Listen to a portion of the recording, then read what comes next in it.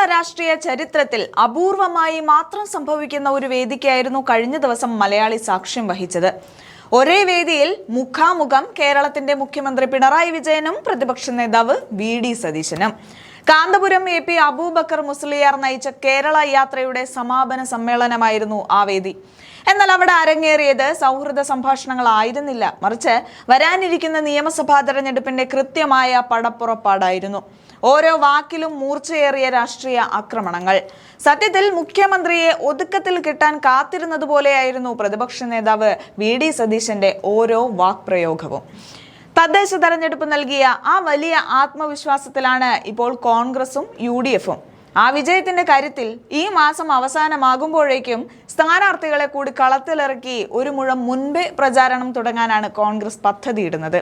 ഇതിനിടയിലേക്കാണ് രാഹുൽ ഗാന്ധിയുടെ കേരളത്തിലേക്കുള്ള കടന്നുവരവ് കൂടെ സംഭവിക്കുന്നത്.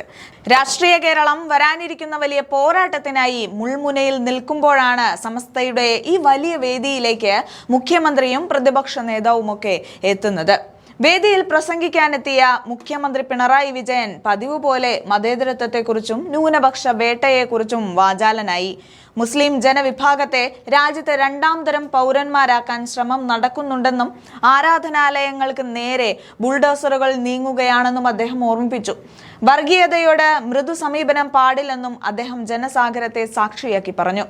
എന്നാൽ മുഖ്യമന്ത്രിയുടെ ഈ മതേതര പ്രസംഗത്തിന് തൊട്ടു പിന്നാലെയായിരുന്നു വി.ഡി. സതീശന്റെ ആഞ്ഞടിക്കൽ. മുഖ്യമന്ത്രിയെ അക്ഷരാർത്ഥത്തിൽ പ്രതിരോധത്തിലാക്കിയ നിമിഷങ്ങൾ.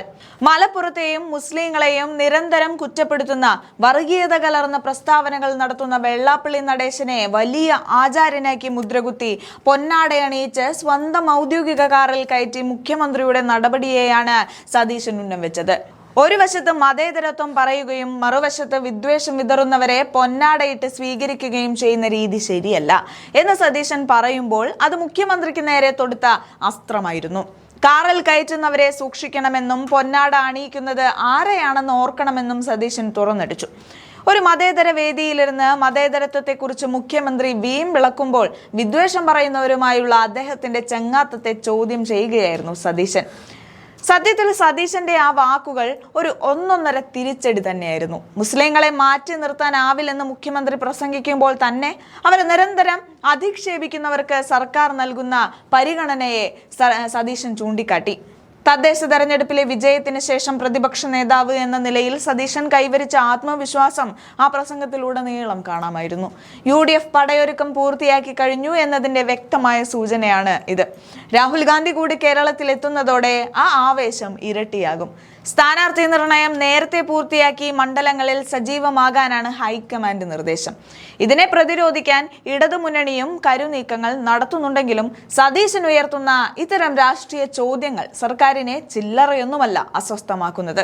വിദ്വേഷം പറയുന്നവരെ ചേർത്ത് നിർത്തിക്കൊണ്ട് മതേതരത്വത്തെക്കുറിച്ച് സംസാരിക്കാൻ പിണറായി വിജയന് എന്ത് അവകാശമാണ് ഉള്ളതെന്ന സതീശന്റെ ചോദ്യം വരും ദിവസങ്ങളിൽ കേരള രാഷ്ട്രീയത്തിൽ വലിയ ചർച്ചകൾക്ക് വഴിയൊരുക്കും. ചുരുക്കത്തിൽ കാന്തപുരത്തിന്റെ വേദിയിൽ വെച്ച് മുഖ്യമന്ത്രിയെ അടിച്ചിരുത്തിയ സതീശന്റെ ആ രംഗങ്ങൾ നമുക്കൊന്ന് കണ്ടു നോക്കാം.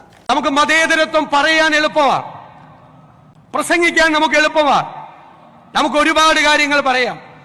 മതേതരത്വം ഒരു വശത്ത് പറഞ്ഞുകൊണ്ട് മറ്റൊരു വശത്ത് വിദ്വേഷ പ്രസംഗം നടത്തുന്നവരെ നമ്മൾ പൊന്നാടയിട്ട് സ്വീകരിക്കരുത്.